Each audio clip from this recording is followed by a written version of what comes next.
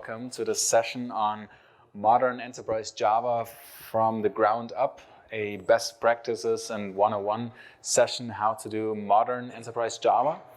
So when I come to projects as a consultant, I often see that that a lot of developers could have more, I don't want to say basic understanding, but best practices, how to use the tools that we typically use, right? Like some things like Maven, Docker, Enterprise Java APIs, Kubernetes, and what they are all about. So that is something I want to show you a little bit more in the session. So my name is Sebastian, born and raised in Munich, Germany, and I work for this company called IBM, and I have a long background and history in enterprise Java in general, and enterprise software and everything somewhat enterprise software needs, and a lot of Java titles involved here.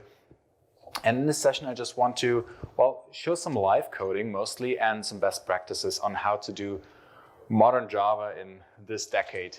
So probably you have seen a few things like this. I want to start with what we know as enterprise Java, or in the past, there was a lot of Java EE. Now that's called Jakarta EE under the Eclipse Foundation. We have a thing called microprofile, which was somewhat, a next generation of enterprise Java, somewhat extending it a little bit and trying to move it forward, trying to put some innovation in. And mostly the two different approaches I want to show you, so a little bit similar to yesterday's keynote, if you watched that, is one is Quarkus, and what that is about, supersonic subatomic Java.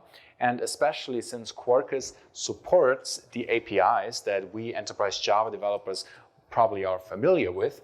And then second, I want to show you a more, I don't want to say traditional, but more well-known approach of doing enterprise Java with a runtime that has been out there for quite a while, that is Liberty. Originally based by WebSphere Liberty, but is now one of the most modern and most innovative and fastest runtimes I can say for enterprise Java that supports both the Jakarta EE APIs and also microprofile, which makes a lot of sense for enterprise projects. And I'm going to show you how to do that in an efficient way. What I have for you is a project that is called Coffee Shop, actually in two flavors for that matter. So I'm going to show you two somewhat different approaches. It's called Coffee Shop, and it doesn't do much, so it's not really about the project. It's more about how to structure it, how to do all of these best practices, how to build this even, and then how to go further from there. So who of you uses Maven to build projects? Hands up. All right. And the rest, Gradle?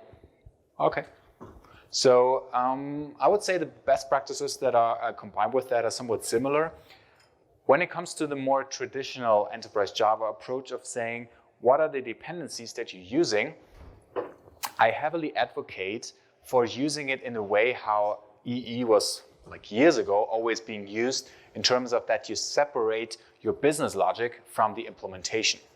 So what does that mean? In your deployment artifact, which might be a WAR file here or a jar file, you only include actually your codes, the compiled classes of what you're doing in your app, and everything else is kind of already implemented by the runtime or by the server you have. And that is actually a really reasonable thing to do, even in the modern world of cloud-native computing. And how we're going to do this, I'm mostly using a Maven for that matter, is in that traditional approach, we have WAR packaging here, might also be a jar, and two APIs only, Jakarta and microprofile. As you probably know, a microprofile is based on Java or based on Jakarta, and those are somewhat interoperable, at least if your runtime, where you deploy it later on, supports both. And that is both the case for Liberty and the case for Quarkus. And here in this case, very important, both dependencies are provided. What does it mean? They won't end up in our deployment artifact. They're basically assumed to be already there in our runtime later on. So you will have them available during compile time, so you can use these APIs as we will, but later on, that's it. Then a bunch of test dependencies. We usually don't care that much about them. All of them important test scope, so they won't end up here at all. And then typically what I do, Well, I want to have a very, very clean or ideally empty plugin list. So that is definitely a best practice, because here it's already quite long, this POM XML, 126 lines. It should not be much more than that. And the only reason for that is test dependencies.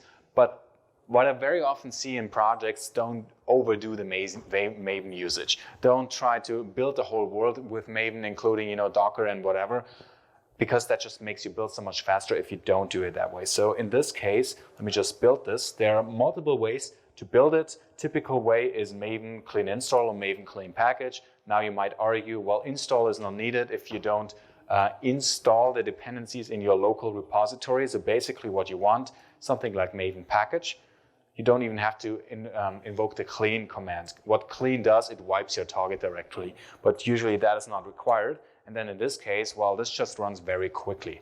Why? I don't include any other stuff. So that runs in 3 seconds and builds, in this case, my war file. So how does that look like? I have my target directory, in this case, coffeeshop.war, that's my app. It's tiny, 11 kilobytes, right?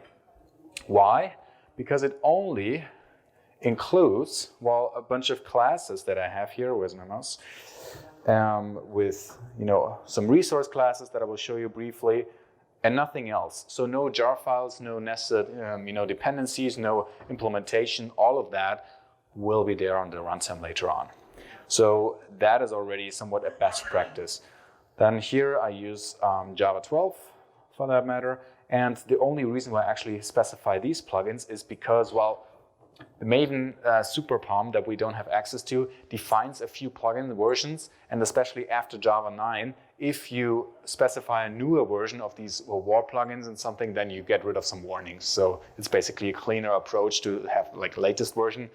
But it doesn't actually matter because these plugins would be there anyway, just per default, implicitly, and then we're just specifying a newer version by doing so.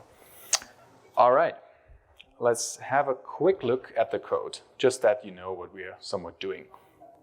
I guess you folks are familiar with JAX-RS. This syntax, hands up. Who's familiar with Spring REST controllers instead? Okay, slightly more.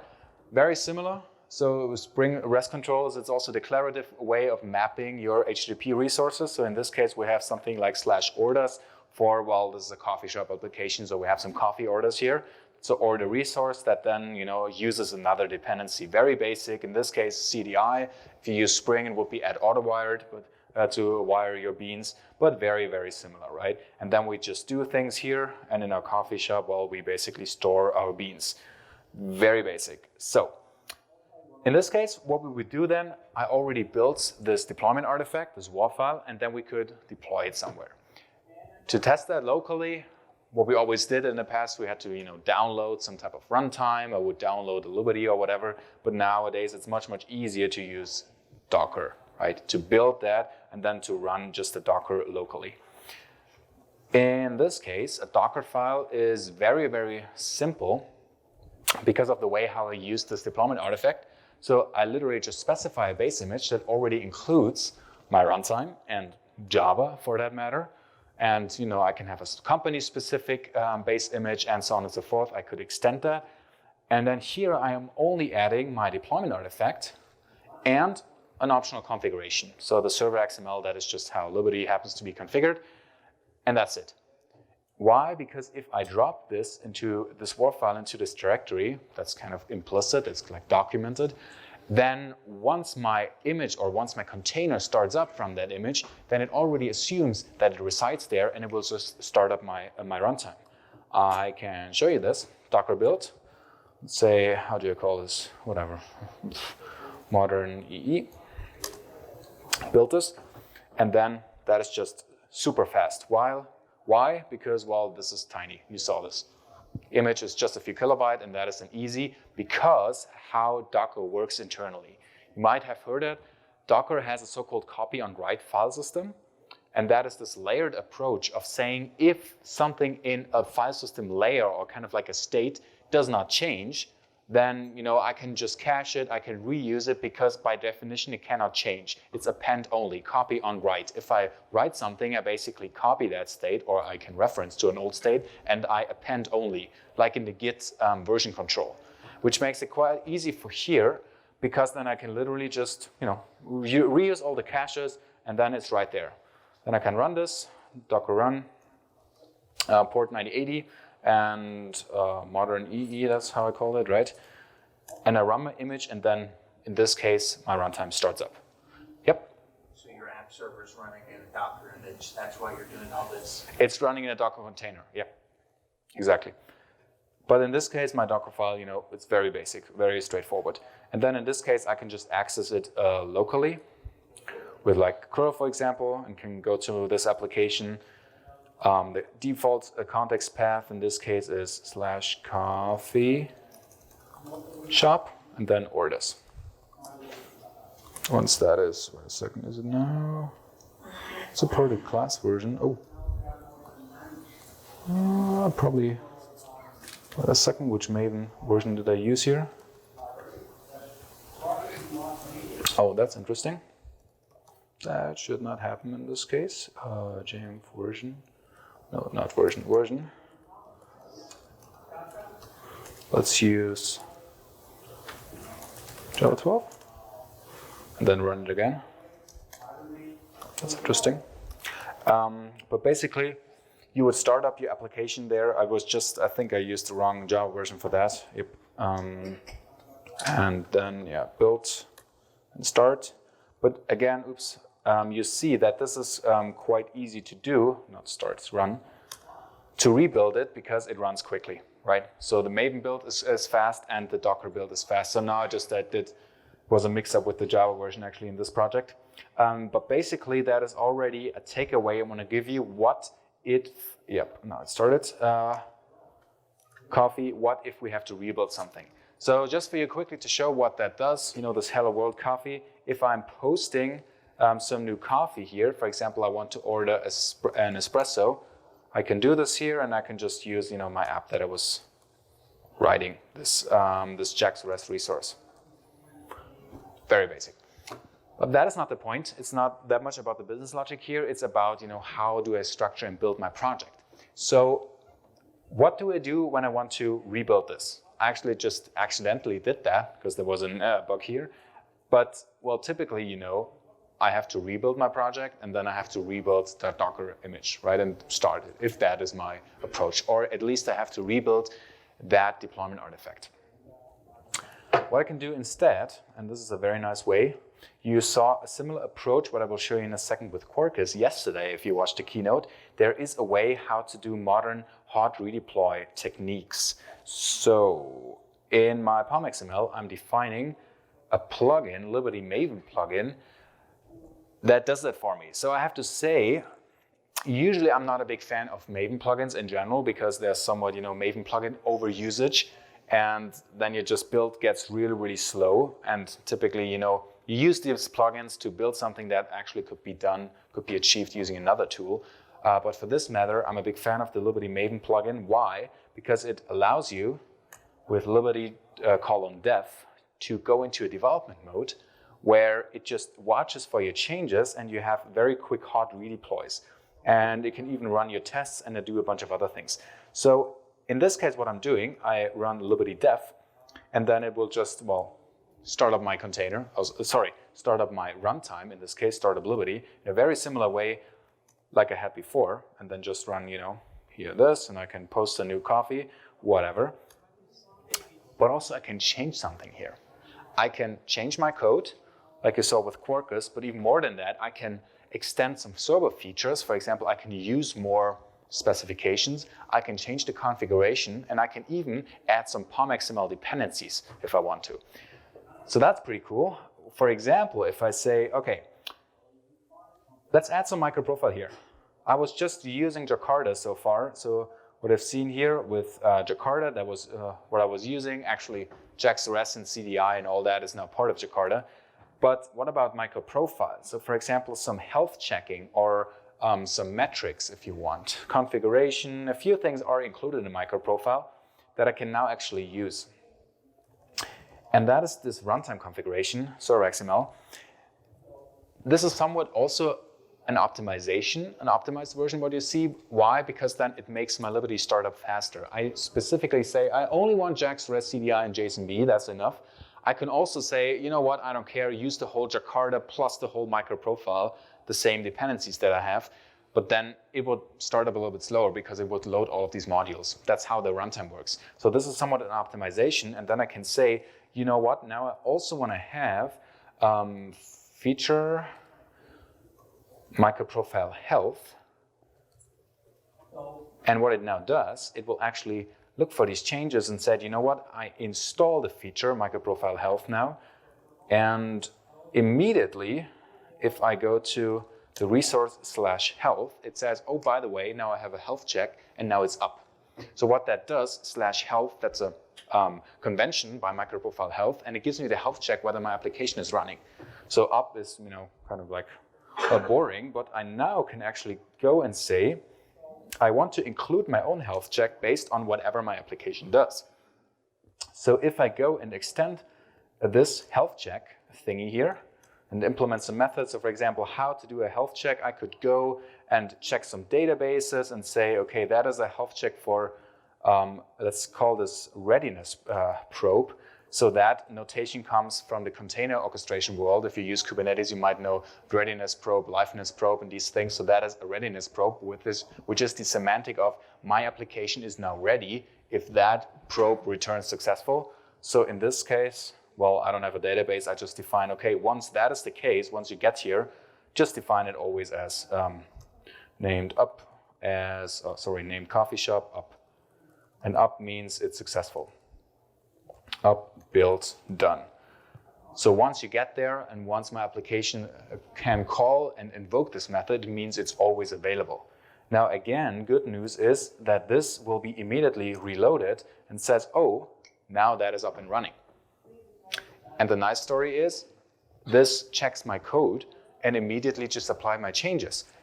I before did a talk on testing and how to be, in a testing flow, basically how to be in that flow experience of developing so you don't have to wait. Why? Because we developers are human beings and we get distracted, right? And if I have to wait 20 seconds, even just a few seconds for that redeploy, well, you know what happens. You check Slack, you check your email, you drink a coffee, and then, you're out of that experience and you totally switch the context of what you should actually do. So that is a nice experience here. And what I can do, of course, I can, change some code, what I did before. I can say named up and then with some data. Example here, add some, hello world, and so on and so forth. And again, I always just, update my changes and redeploy this. Easy. Okay, let's add some more features. Just because we can. We have some more time. So microprofile health, that's what I showed you before. There's also microprofile config, which now is a declarative way or a programmatic way of how to do configuration here. So again, I just add this feature.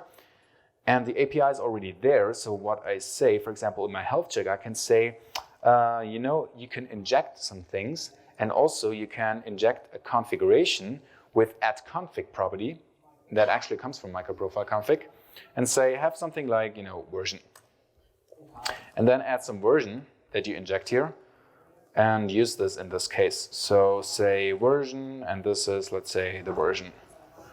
And now again, it installed the feature of microprofile config and it updated my code. So the next time I go there, it has data version 123. Wait a second, where does the 123 come from? Well, this injects the configuration based on a few so-called config sources. Microprofile config, so property files are some, environment variables are some, system properties, and in this case, it's a properties file that's at a default location called microprofile properties, microprofile config properties, and it has, well, the version right here. Good news is, if I change that, well, guess what? It's also reflected here, because the Liberty plugin knows that location, that's the default, and it just says, well, if you change that location, and you probably want to have that change being reflected right away, right? So you see that as well, and you can just update this, which is very nice. Now, when it comes to tests, how can we like structure our test or do that in a somewhat straightforward fashion? So I now just before 2 hours ago did a longer talk on tests, and I have a lot of content on that, but just as a very basic thing, as a best practice, what you should do is to make sure that your tests run fast and they give you very fast feedback. Why? Well, same what I just said, flow experience. You want to have immediate feedback and not just wait even a few seconds until you get the response, which is very easy to do if you have code level tests. So something like this, that's just a plain JUnit test using a parameterized test, and that of course runs super fast. If I run that in my IDE, that is a way to do something on a code level, and of course you can include many things that test your business logic. But also, what about a more interesting way how to do an integration test? So where does this notation come from? This is called test, T-E-S-T, that's how it ends. So that is the Maven convention of having a surefire test. So that will be executed if you do a normal Maven test, Maven verify, Maven package, Maven install. Then this will be executed. I can show you by just, well, this was actually already executed by Maven package, but let's do it again. On Java Enterprise, if I say Maven package, for example, or just Maven test, then it will, it's all the same, then it will execute Maven surefire plugin and just this test. It will not execute the other one, Coffee Shop IT. Why? That is an integration test. IT integration test. That's also a Maven convention, and it will not run these tests. They are considered to be fail-safe integration tests. Fail-safe is the name of the plugin that runs these. That is, again, a convention. So good news is, as a best practice, don't configure that. Don't have some, like fancy includes, excludes. You don't need this. That is, the convention is just right there. You saw my POM XML. It's just empty. It's there in the beginning.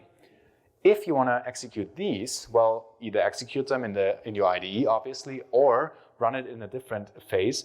So now, of course, it fails because, well, I updated my configuration.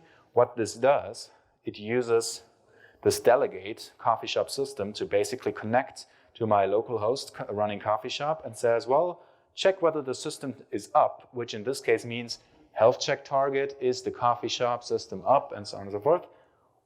And check whether the application version matches, well, 1.2.3, right? This version that I just included there, which now I updated, so it's 1.2.4, and now if I rerun that test, I expect it to be green. Now this test will be executed if you do so-called integration test. Maven fail-safe integration test and fail-safe verify, so it fails the build if that is not the case. And that does not run your surefire test. This only runs your integration tests. In this case, my coffee shop, where is it, IT. And now that will be executed. Why it's helpful to separate these tests if, for example, you have some integration tests that already rely that a certain application is available, right? Like this application, what I have here locally, it relies that that is already deployed. So you can separate the build and like do the normal build first, then deploy it somewhere, either locally or in your CI/CD pipeline to some, I don't know, Kubernetes, and then run the ITs to actually connect against the environment. So that makes your test, the overall feedback faster.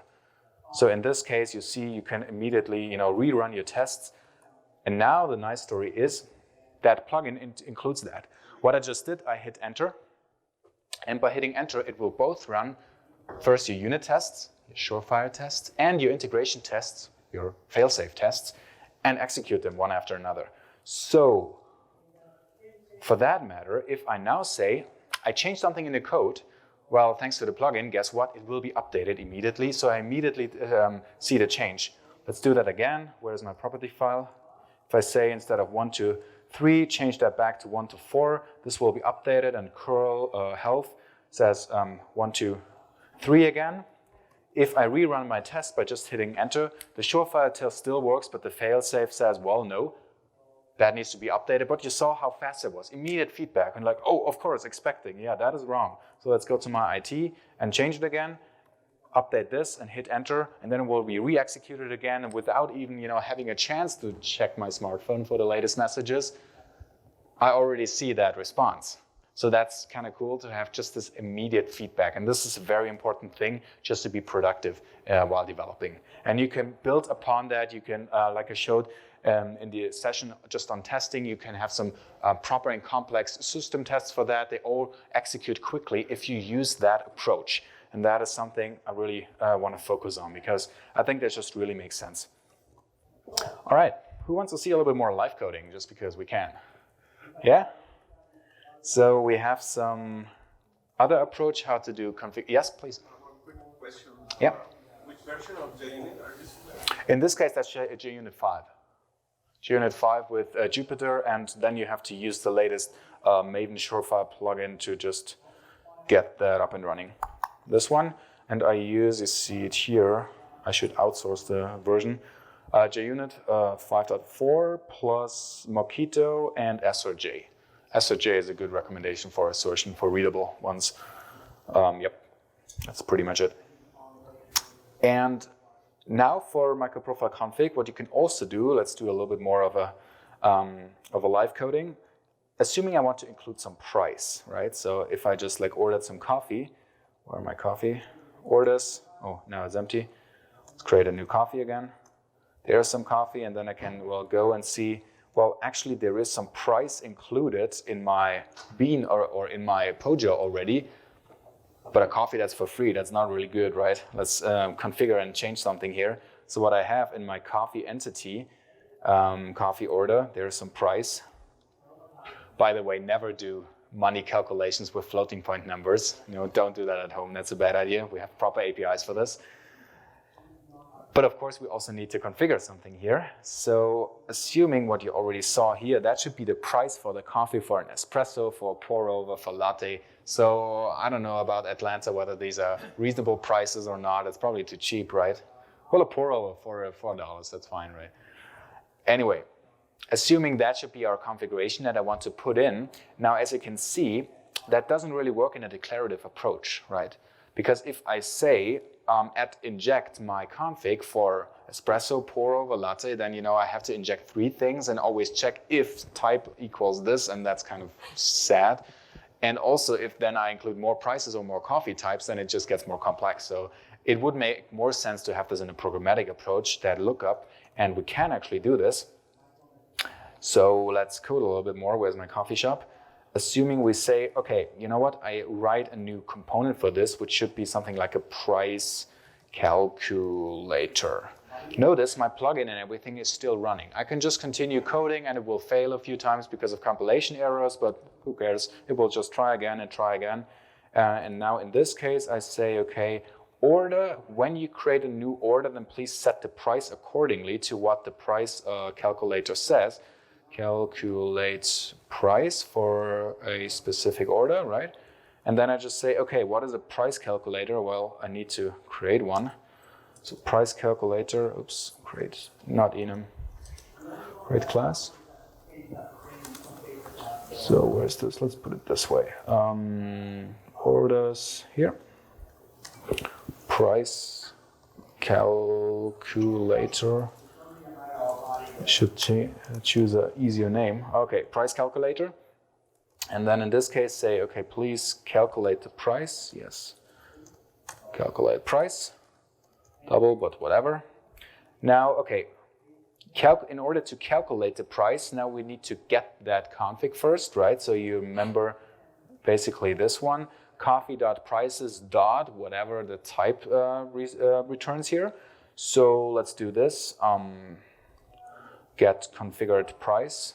Let's outsource this in a method, get configured price for the specific type, right? So there'll be a private method to say, okay, now there's an API. It's called config provider get the config, which now gives me the config based on the different config sources I have in microprofile. So this will do the proper, resolution of all the configs I have. But now I can say, give me the value, like a single specific value of, like a key, and then give me that in a specific type, for example, double. So this will do the resolution and, the checking correctly. That typed method will just return, in this case, a value.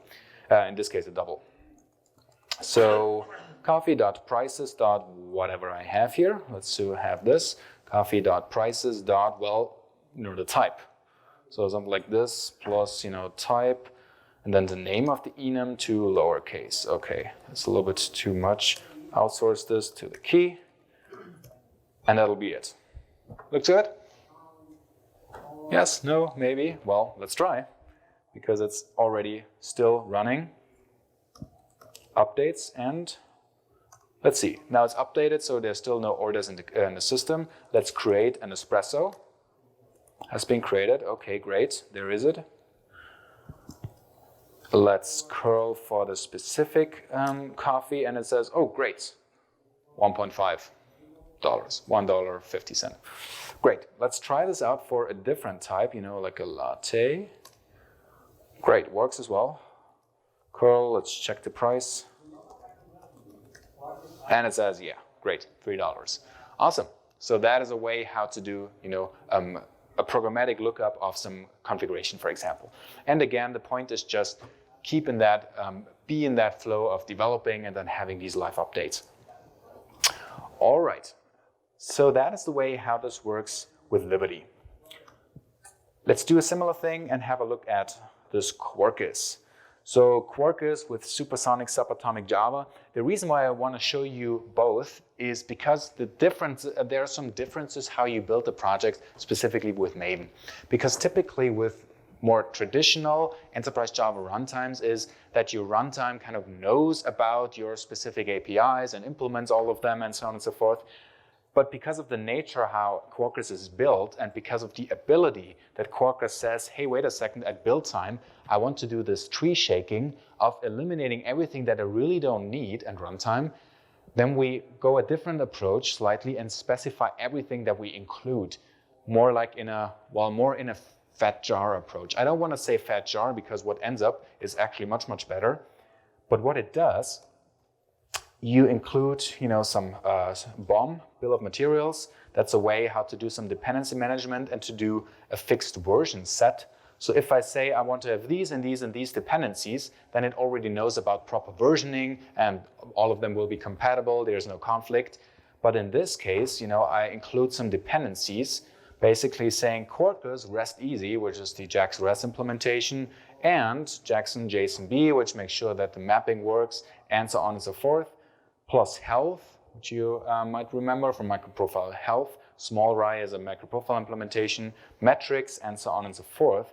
So if you want to have a look at code.quarkus.io, that gives you an overview how to mix and match these together so you can search for extensions. Works a little bit similar to what folks from the Spring world know. That's not quite as straightforward like the Java EE approach of just include everything and make all APIs known. But it's quite easy to find it out because if you're using an API that's not there, well, your compiler will tell you, and then you will just need to add another dependency. The good news is that this then enables us to do this build. So it includes another plugin, Quarkus Maven plugin, that just builds this together. I use Java 13 here. And if I now build my project, that is a different project. You see Quarkus, that's my Quarkus branch. By the way, you will get all the code later on, so don't worry about that. If I say Maven package or Maven clean package, then in this case, it will do the compilation and testing and all of it as known as before. But now also it will invoke the Quarkus plugin, which just takes a little bit more of time. And then it will build in artifacts that are quite interesting to have a look at. 2 artifacts, and especially that one is interesting for us, which is a little bit bigger than our other artifact because it includes, well, basically the runnable jar components. So that is an executable jar that includes not really our implementation. What it does, it actually loads the implementation from lib, from a library. Now you might want to think, well, that's kind of weird. Why don't I just include everything in a fat jar like Spring Boot does and, so be it? Well, this makes actually more sense because of the background, what we know from EE of separating the implementation from our business logic, from our classes, from our application. So in this case, that is still considered small. And if I want to run it, well, let's stop this for a second. If I want to run my application, my Quarkus application, well, what I can do is just java-jar target and run my coffee shop runner. Run this, and thanks to all of the tree shaking, it starts up really quickly. And that's a pretty old laptop, right? Like you saw yesterday, probably Burr's keynote, how fast you can do this. If you do the native build, it's even faster. Typically, I don't care much about that because this is really good enough. And I like Quarkus for some other reasons. But anyway, it starts up really fast. So you see, this is a huge advantage over if you use, other fat jar approaches. And well, then I can do pretty much the same and say, curl localhost, in this case, it's port 8080. And in this case, without the context root, just /orders or / health, and so on and so forth. It will just give me a very similar response here. That is nice. Well, what you already saw yesterday, I just want to quickly show it for reasons of being fully compliant here. Quarkus Dev also has the development mode, which is quite somewhat similar to the Liberty development mode. Actually, it does not include this run your test phase, which I think is pretty cool. But anyway, it runs also that development mode of hard reloading your changes. So if I go and say, for example, curl localhost health, it includes these things. Where's my Quarkus application now? It includes all of that as well and says, okay, my version is now up and running. And now I change the version 1.2.3 to 1.2.4, then it will update this as well, same story. It's a little bit different project structure that is called application properties, which includes a lot of different configuration for Quarkus, so you can configure all kind of things here. But that is basically how you would build your application and how you would use this development mode. What is also nice about Quarkus Dev, there is another version, Quarkus Remote Dev, which internally, that's a pretty cool trick. It uses WebSockets to connect to another Quarkus Dev instance that might be remote. And then what you can do, I showed this earlier in the testing session, you can actually run local containers, which are somewhat remote, right, like VMs, and then connect to them, and then have this reload approach as well, this development mode. Well, why would that be interesting that this runs locally? Well, for example, if you want to run in a Docker network by having a container that already connects to other containers, then it's easier to set it up this way than to run something localhost. Or if you run something in a Kubernetes cluster, well, then you have to use this approach. Because if you want to, just for debug and testing purposes, of course, if you want to go to a specific container that runs Quarkus, where you want to test things out in that hot reload fashion, which is really, really nice. So that's really helpful to, again, have this fast feedback, this fast turnaround. So that's what I like here. All right, so I showed you containers before with the plain approach of using the more traditional EE. How does a Docker file look with Quarkus? Well, slightly differently and a little bit more complex. I start with something that just includes Java. I am a big fan of this OpenJ9 JVM, which is basically a different distribution of a JVM, but actually runs a little bit faster. And then I just add my Quarkus application, which in this case is split up with that library and my runner. And that is a feature. Why? Because I separate the implementation from my application. If I build my Quarkus application into a Docker container, let's say, I think I called this modern EE, something like this. Wait a second. Yeah, EE best practices. -2, that's the Quarkus. Then I build this and you see, oh, you know what? I already have something similar there before. I'm just using cache and I don't really rebuild it. So it's very, very quickly. And then I just add, the few kilobytes of my other jar file. Now you might say, okay, with building, I really don't care if it's, like 0 seconds or 2 seconds. But where you do care is once you push the whole thing. Why? Because a Docker push acknowledges these layers of the copy on write principle, and in this case only pushes, you saw it, a bunch of kilobyte, and then you're done.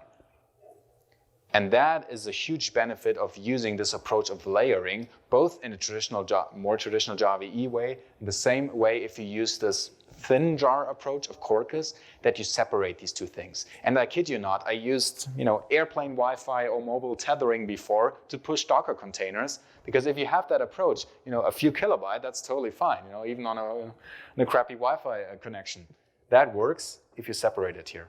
For pull, it's the same. For build, it's the same. We're leveraging the principles of Docker container or of Docker images here, how that works.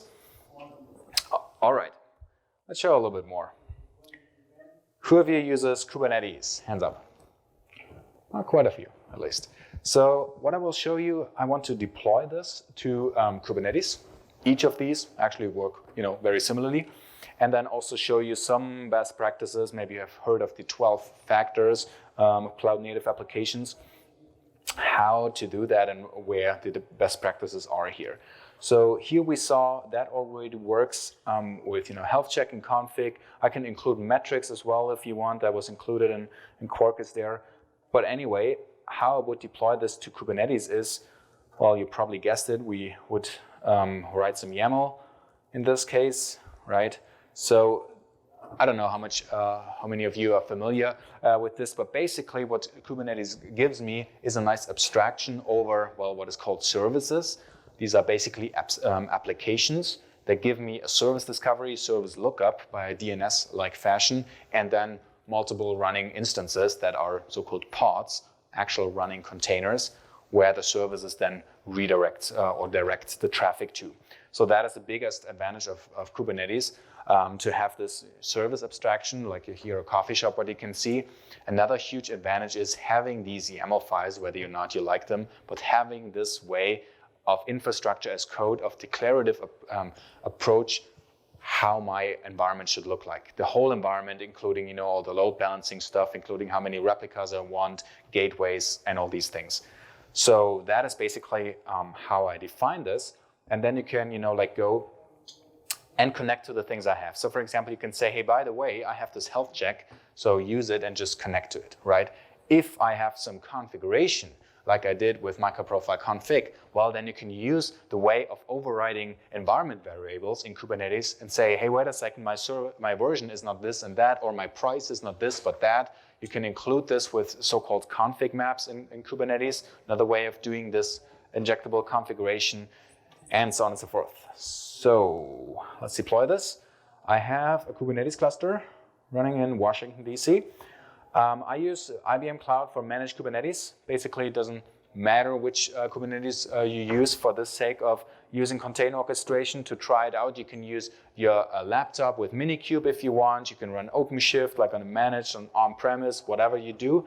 This is what I use. And then you probably know these commands. Kube control, if you're familiar with Kubernetes already, kube control gets services. It's a very declarative way of just saying what you want to do. Oh God, I hope the Wi-Fi works. And in this case, services and pods, there's nothing there, so it's an empty cluster, right? And now with the declarative approach, which version would you like to have? Quarkus or Liberty? Quarkus, okay, Quarkus. Both work, I tried them, so that's fine. Kube control, apply, deployment, again, declarative way of doing these things, and an idempotent way of basically apply my configuration, which is nice. If I change something, I just change the code and then I say kube control apply again. That is an idempotent command, and the second time it says, okay, nothing changed, which is nice. So that is a really good way of doing these things, DevOpsing, of changing my code, my infrastructure as code, put it into version control, it's there, I can update it and I can just apply it. And then what you will see, thanks to fast Quarkus, it's already up there and up and running and available. Kube control gets services, and it says, okay, great, there's my coffee shops, and I actually can access it using my secret script that gives me the cluster IP of my Kubernetes cluster. And then I can say, oh, by the way, go to orders, if I can type and see the coffee orders, or go to health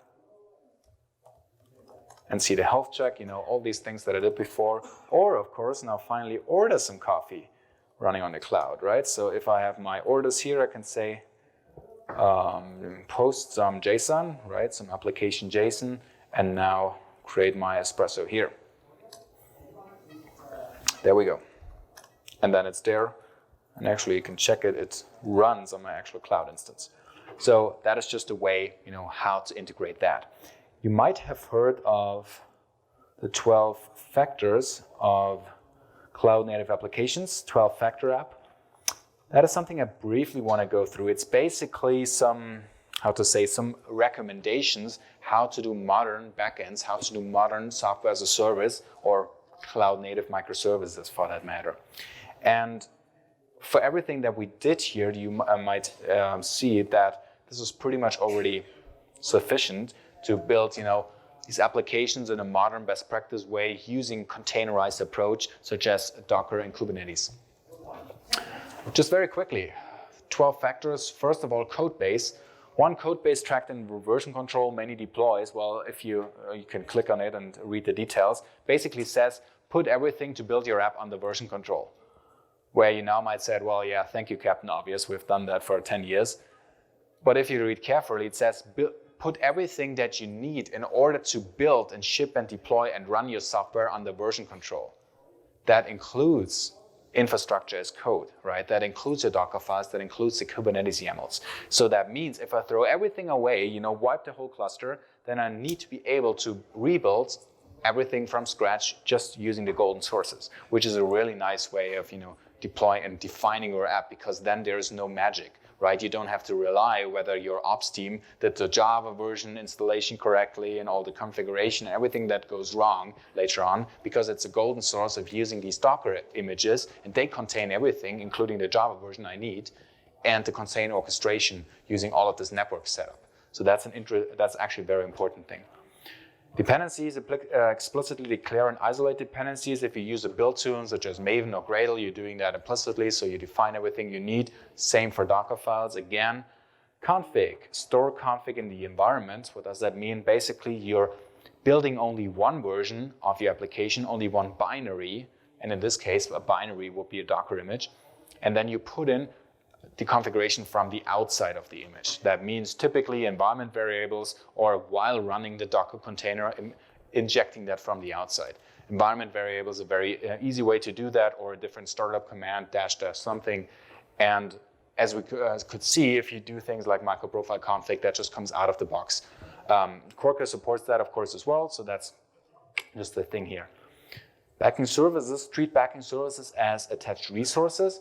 That basically is enabled by this service notation from Kubernetes, that you can have these service lookups. If I say, well, I want to access my coffee shop, well, then you can actually only have this coffee shop as a host name. You probably have seen that in Kubernetes. And there is a DNS resolution for internal services that are within your Kubernetes cluster. That works really, really well. So you can say within a cluster, you can say HTTP coffee shop as a host name, and that will resolve to your coffee shop service, which is pretty cool. Port binding, export services via port binding. Probably guessed it, you do this if you use Docker containers, right? You start your Docker container, Docker run, in my case locally there was localhost, and then you just expose everything you have via, 9080 or 8080 port. You can connect to it. Same in Kubernetes, plus, of course, the service name here.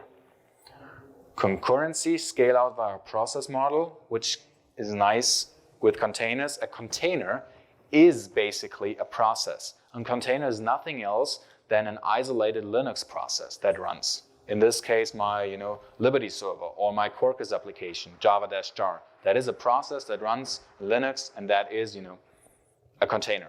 And scale it out, well, you probably guessed it, if I include the replica. Let's do that quickly. I had my Kubernetes resources, right? And you wanted Quarkus, which looks like this. Deployment with my Quarkus application. What do I do? Replicas. Oh, you didn't see. I do it again. 1 to 2 or to 5. And if I want to scale out, well, guess what? I just say apply again. And then in this case, it says, oh, by the way, suddenly I have 5 pods instead of 1. So I'm scaling out by having more processes, in this case pods or containers or Linux processes. Here we go, already running for a few of them, and then I can just, deploy them in that way. Disposability, fast startup, and graceful shutdown. Graceful shutdown is important. Handle the signals correctly. If you get a stop signal, a SIG term in Linux, then you have to stop and properly close your database connections. Most of the application servers do that, and runtimes do that quite properly. fast startup, well, you saw it at yesterday's keynote. If you do the native approach with 0.0 something seconds, that's as fast as it gets, right? That's pretty cool. Keep development staging and production as similar as possible. Another very, very important fact of to do testing properly, right? Because any configuration change or any change in environment you have for the different environments, just maximize your chances that something goes wrong once you deploy it to production. So you want to keep them as similar as possible, and using containers and especially the notation of not changing anything in your binaries really enables that. So Docker or containers in general help a lot here of just saying, hey, I run the same Docker image each and every time, so you're very, very sure that it will be executed in the same way. Treat logs as event streams. That basically means, well, Docker logs, which are nothing else than system out streams, basically. Why? Because it's easier to handle than files, right? Because with files, you are actually required to dig into the running container because they run in that Docker container and it's hard to access with the file system, and so on and so forth. Admin processes, well, as processes as well, you could do some Docker exec and execute some processes if you have to debug something for that matter. So that's pretty much how these 12 factors, best practices are. Let's see, now everything is running, are defined and executed. And you see, looking at it from an enterprise developer perspective, this probably makes a lot of sense, because to basically have it more manageable, have more predictable quality, especially when it comes to testing and all these approaches. So I think that's a reasonable thing to do. All right, some takeaways, and especially looking at the enterprise Java world, it makes a lot of sense to leverage these APIs that are known technologies. A lot of folks have a background in Spring. So for example, if you look at Quarkus, that now has some Spring support and supports these annotations as well. So you can actually have a Quarkus application by just putting in your Spring beans. And of course, it supports the known EE APIs like JAX-RS, CDI, microprofile. If you're really nitpicking, is that a word? You could say it's not fully compliant with Jakarta or with microprofile Quarkus because it doesn't implement all of the CDI features, for example. But then I would say, well, I think it's still a very good approach because it's a very pragmatic approach, because most of the enterprise applications don't need the last CDI extension or something like that, which actually would make it very hard to compile it down to native. So you always have to remember you have to support all of these dynamic things there as well. But it's a very pragmatic way. And this is actually where I think that specifically Quarkus makes a lot of sense, because all the customers I go to, they have a lot of investment in technologies, and especially when it comes to their teams, right? I not only mean that you have some legacy apps that run in these technologies, but all of the knowledge that your developers have, right? You have a Java developer who does things in a certain way, and if you tell them tomorrow, hey, you're going to use Python in that framework, they're like, what? And for them, it would be totally, unproductive to do that. I'm not saying that Python and that framework would be a bad approach. It's just a question of where your investment is and where your knowledge is, right? And this makes a lot of sense to have a look at Quarkus, for example, that Quarkus defines, not just things in a totally new way and re-implements the wheel all over again, but says, hey, we support JAX-RS and CDI because this is what people know, plus Spring, of course. Then I think the combination of Jakarta and microprofile is awesome and make a lot of sense. So depending on your runtime, I showed you Liberty, which is especially interesting for existing investment in the EE. So if you have like bigger applications that use a lot of EE stuff and more things that, for example, Quarkus implements, then this might be a very interesting approach for you. You saw the Liberty examples that I showed you. It starts up not quite as fast as Quarkus, but you can definitely wait for it a few seconds. And it has these modern approaches with hot reload techniques as well. That's really interesting. And in general, as a takeaway, just trying to keep it simple. I showed you that my Maven approach is very, very basic, very straightforward, and leverage the build tool conventions, right? They show that with surefire tests, with a fail-safe test. Don't try to make Maven or Gradle build the whole world. I usually use Docker to build Docker images, right? Not Maven. I use Kubernetes to apply Kubernetes resources, not something else, because that is just the most straightforward way. And sometimes these abstractions on top of each other just get in the way if your Maven build fails because Docker does something wrong. So in this case, I just use the tools what they are good for. Keeping the turnaround time short helps you a lot to stay in this development flow and then this development mode of saying, I want to make some changes and I see the changes right away. I want to update my tests and I see the feedback and the result right away. I have a lot of resources out there for tests especially.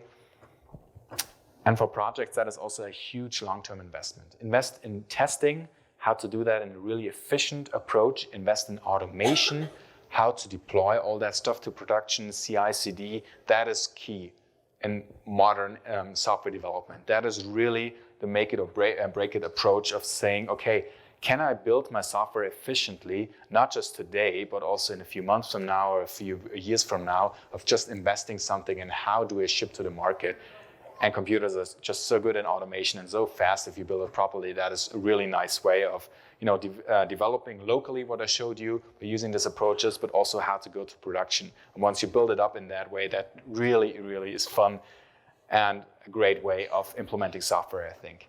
So I hope that was helpful. Thank you very much for your attention.